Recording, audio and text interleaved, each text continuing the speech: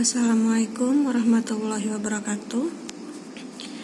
Baiklah, pada pertemuan kali ini kita akan membahas tentang bioenergetika.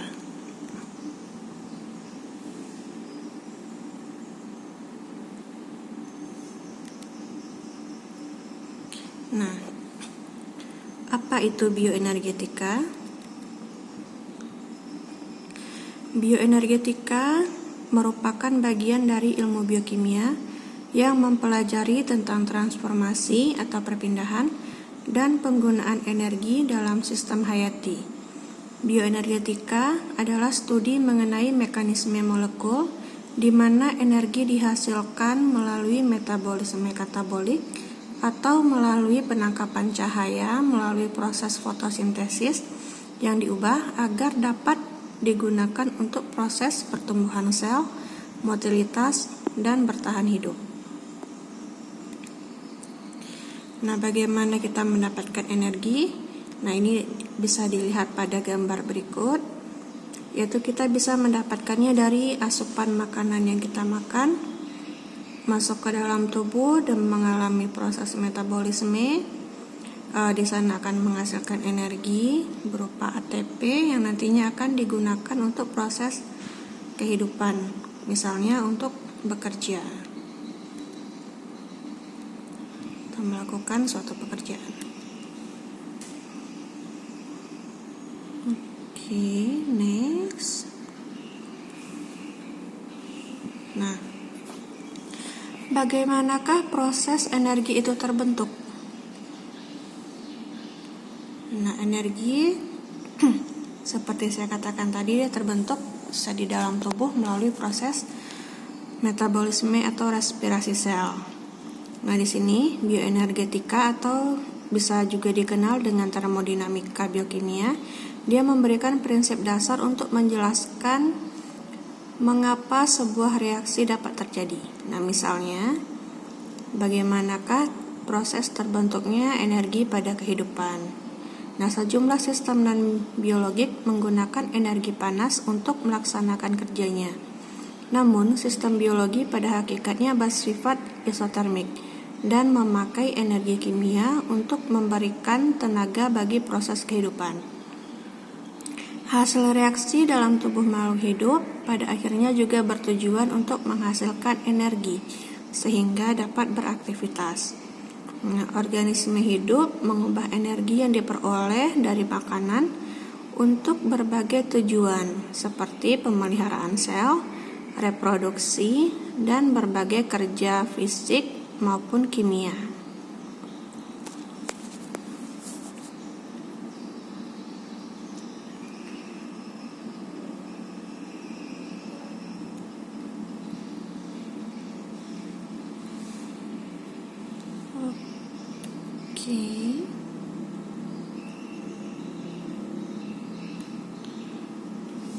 Nah, dalam pembentukan energi ada dua proses, yaitu ada reaksi eksergonik dan reaksi energonik. Reaksi eksergonik itu merupakan proses pelepasan energi, sedangkan reaksi energonik itu proses penyerapan energi. Kalau dalam biokimianya, reaksi eksergonik itu juga merupakan proses katabolisme, sedangkan reaksi energonik itu terjadi pada proses anabolisme, di mana katabolisme itu merupakan proses perombakan suatu substrat kompleks dari molekul organik menjadi komponen-komponen penyusunnya sambil melepaskan energi. Nah, energi yang dilepaskan di sini dalam bentuk ATP. Sedangkan anabolisme merupakan proses penyusunan senyawa kimia yang sederhana ke senyawa kimia atau molekul yang lebih kompleks. Nah, pada proses ini memerlukan energi. Nah, sistem dalam bioenergetika itu ada 3. Ada isolate system, ada closed system, dan ada open system. Isolate system itu dia tidak ada pertukaran energi maupun materi.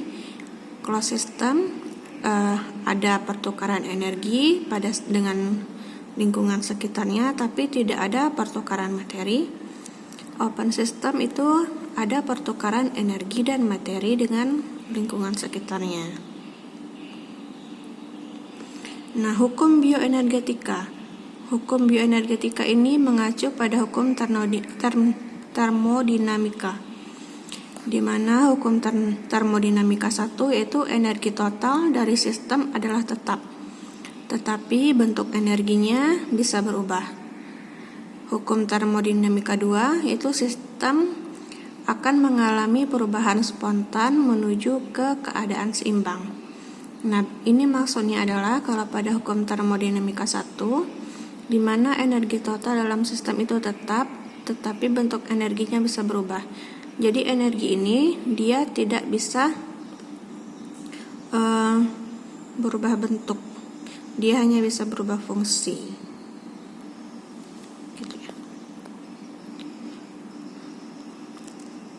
Nah, energi dalam yang dimanfaatkan oleh tubuh ataupun yang dilepaskan oleh tubuh dari proses metabolisme, proses respirasi. Nah, itu dalam bentuk ATP atau senyawa energi tinggi. Nah, ATP ini merupakan kepanjangannya adalah adenosin trifosfat. Dia merupakan nukleotida trifosfat yang mengandung adenin, ribosa, dan 3 gugus fosfat. Jadi pada ATP ini terdapat adenin. Adenin ini adalah basa dalam membentuk nukleotida dari asam nukleat pada DNA dan RNA. Nah, ribosa ini merupakan gula sederhana, dan pada ATP juga terdapat 3 gugus fosfat. Nah, ATP dia memiliki peran penting dalam pengalihan energi bebas dari proses eksergonik dan endergonik. Nah, selain ATP juga terdapat beberapa senyawa energi tinggi, di antaranya adalah thiol ester, misalnya asetil-CoA, kemudian acyl carrier protein, senyawa ester asam amino dan S-adenosin metionin, serta uridin difosfat glukosa.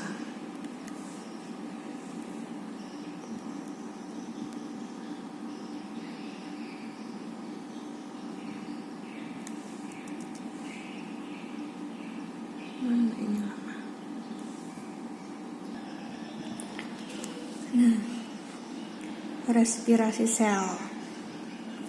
Nah, respirasi sel adalah proses di mana energi yang tersimpan dalam glukosa dilepaskan oleh sel-sel. Respirasi sel berlangsung dalam berbagai tahap. Ini terjadi pada manusia, tanaman, hewan, bahkan dalam bakteri mikroskopis. Jadi proses bioenergetika itu juga terjadi pada respirasi. Nah, respirasi aerobik terdiri dari serangkaian metabolisme yang terjadi di sitoplasma dan mitokondria dari sel-sel organisme hidup. Energi biokimia Energi biokimia yang diperoleh dari nutrisi diubah menjadi ATP, karbon dioksida, dan air selama respirasi aerobik. Respirasi sel membantu dalam pengambilan bahan kimia dari makanan dan menyimpannya dalam molekul ATP. Nah, jadi dengan kata lain, respirasi sel ini adalah proses terbentuknya energi.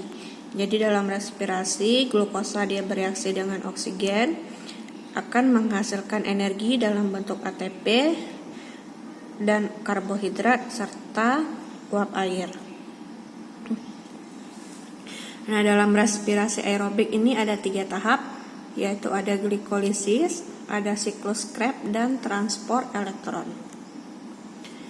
Nah, glikolisis merupakan langkah pertama dalam respirasi aerobik, terjadi di dalam sitosol. Melalui proses glikolisis ini dihasilkan ada 2 ATP, 2 pirufat, dan 2 NADH. Hasil berupa pirufat kemudian dilanjutkan dari sitosol menuju mitokondria dari sel di mana siklus Krebs terjadi. Jadi setelah dihasilkan 2 ATP, 2 pirufat, dan 2 NADH dari proses glikolisis, ATP-nya disimpan, NADH-nya disimpan, sedangkan piruvatnya akan mengalami proses masuk ke dalam mitokondria dan melalui proses siklus Krebs. Nah, ini gambaran dari proses glikolisis, di mana glikolisis ini adalah proses pemecahan glukosa. Glukosa dirombak oleh enzim heksokinase menjadi glukosa 6-fosfat. Di sini membutuhkan ATP dan menghasilkan ADP. Nah, selanjutnya glukosa 6-fosfat bereaksi dengan enzim fosfoglucose glukosa isomerase menghasilkan fruktos 6-fosfat atau F6P. Nah, pada proses ini selanjutnya nanti dia akan dibantu oleh enzim fosfofruktinase. Ini membutuhkan ATP dan terjadi pelepasan ADP. Nanti berubah menjadi fruktos 1,6-bisfosfat. Selanjutnya bereaksi dengan enzim aldolase. Nah, ini dari proses perombakan glukosa menjadi fruktos 1,6-bisfosfat itu merupakan reaksi endargonik, atau ini merupakan reaksi pelepasan energi.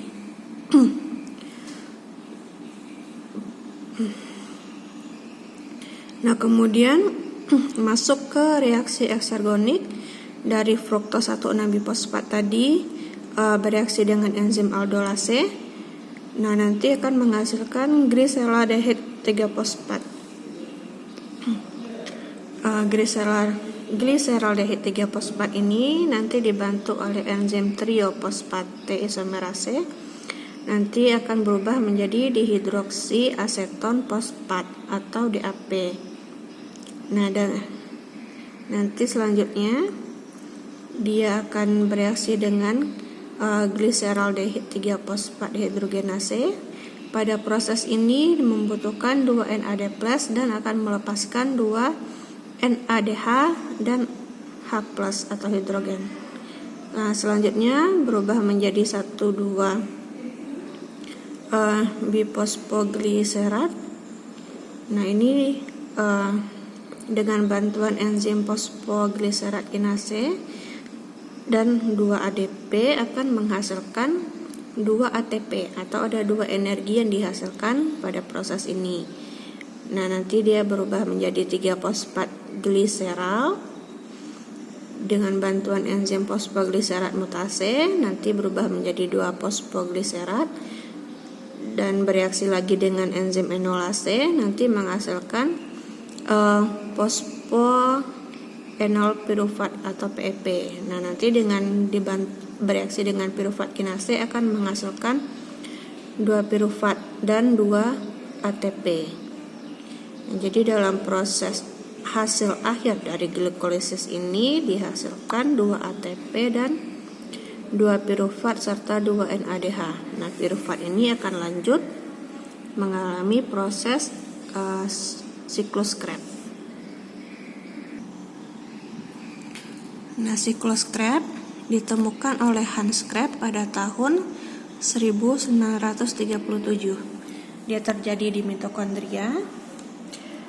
Pirufat yang dihasilkan dari proses glikolisis tadi mengalami proses pada siklus Krebs, nanti akan dihasilkan asetil-CoA untuk membentuk asam sitrat. Nah, dari siklus Krebs akan dihasilkan 6 NADH, 2 FADH2 dan 2 ATP. Nah, ini gambaran dari siklus Krebs. Nah, pirufat dia akan berubah menjadi asetil-CoA, masuk ke dalam siklus Krebs. Nanti akan bereaksi dan berubah menjadi sitrat. Selanjutnya dia akan menjadi isositrat. Di sini akan terjadi pelepasan CO2 dan NAD+ menjadi NADH. Kemudian berubah menjadi alpha ketogluterat. Selanjutnya terjadi pelepasan CO2 di sini. akan berubah menjadi suksinil-CoA, nanti akan menjadi GDP plus, ini bereaksi dengan ada GDP plus, nanti di sini terjadi akan dihasilkan ATP, pelepasan energi, kemudian berubah menjadi suksinat, kemudian jadi fumarat, kemudian malat, kemudian oksaloasetat, dan akan kembali lagi ke asetil-CoA. Nah, begini terus terjadinya siklus Krebs ini. Siklus Krebs itu dikenal juga dengan citric acid cycle. Nah, selanjutnya ada transport elektron. Pada setiap pergantian siklus Krebs, ADP diubah menjadi ATP dan 5 pasang elektron energi tinggi yang disita oleh 5 molekul pembawa untuk transportasi lebih lanjut. Ini menghasilkan transport elektron, dia terjadi di membran dalam mitokondria. Nah, dia menghasilkan 34 ATP. Nah, ini gambarannya dari elektron transport system. Nah, di sini ada pemanfaatan NADH masuk ke dalam sel. Juga ada FADH ini melalui proses ada pelepasan H+ di sini. Nah, kemudian akan menghasilkan energi dalam bentuk ATP.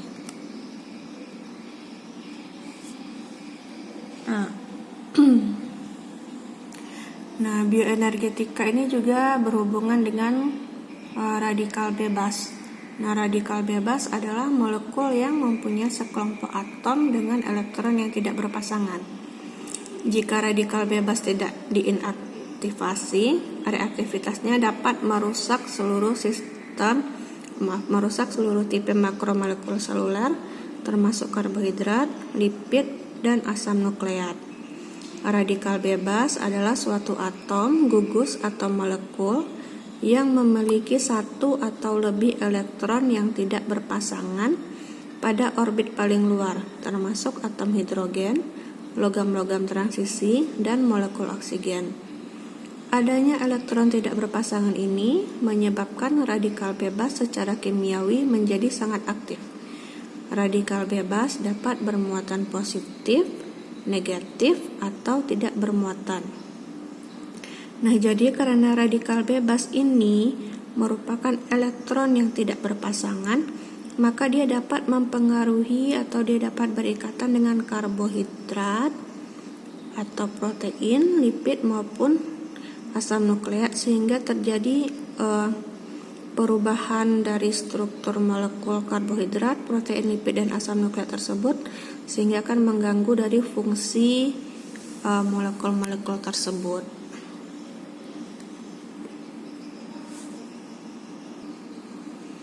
Nah, ini gambarannya bagaimana radikal bebas itu disebabkan oleh sinar ultraviolet, kemudian polusi, kemudian ada pembakaran atau stres, dan juga nutrisi yang tidak baik.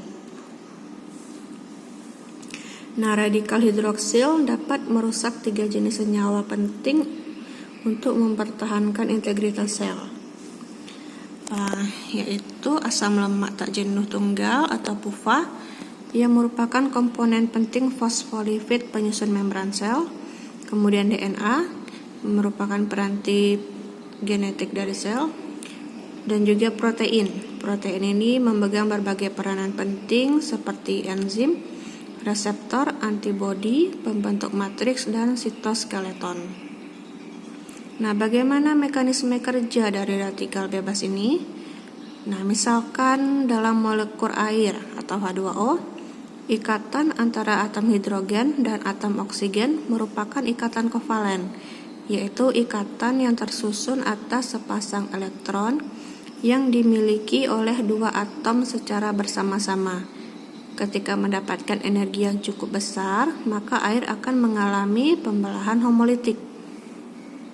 Nah, para ahli biokimia menyebutkan bahwa radikal bebas merupakan salah satu bentuk senyawa oksigen reaktif yang secara umum diketahui sebagai senyawa yang tidak memiliki elektron berpasangan.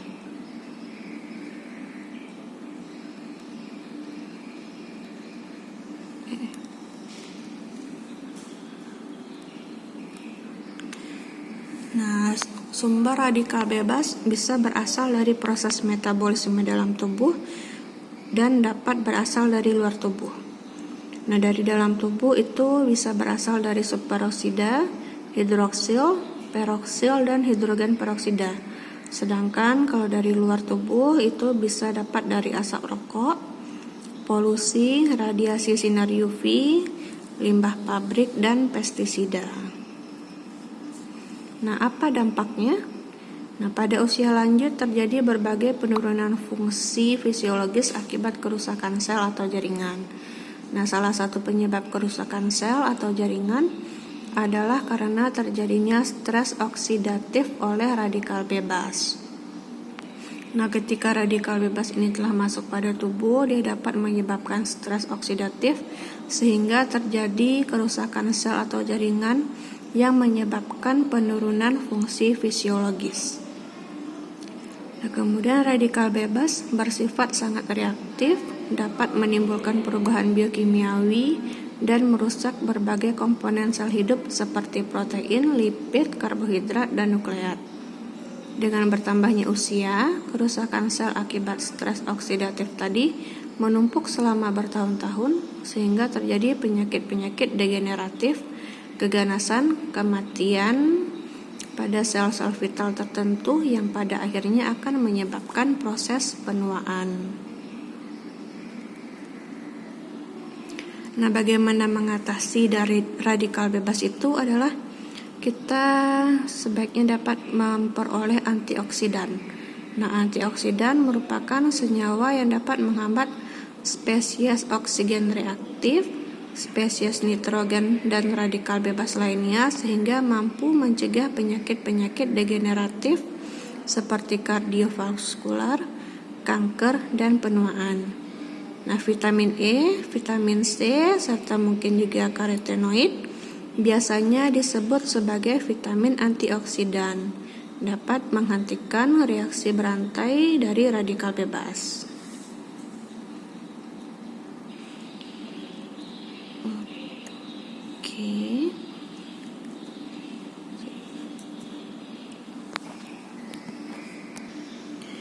Oke, demikian materi mengenai bioenergetika. Semoga bisa dipahami. Wassalamualaikum warahmatullahi wabarakatuh.